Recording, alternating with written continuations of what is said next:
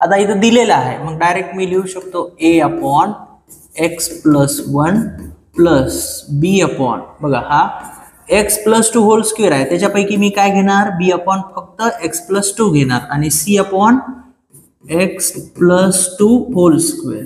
Right, this is the equation number 1.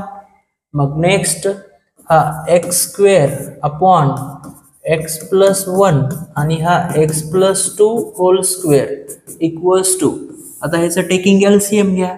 LCM काय येईल, same इथलं कॉपी करायचं, इथं पेस्ट, x प्लस 1 हा x plus 2 whole square. Right, मग आता काय करायचं, a च्या मल्टिपल मध्ये काय येणार आहे.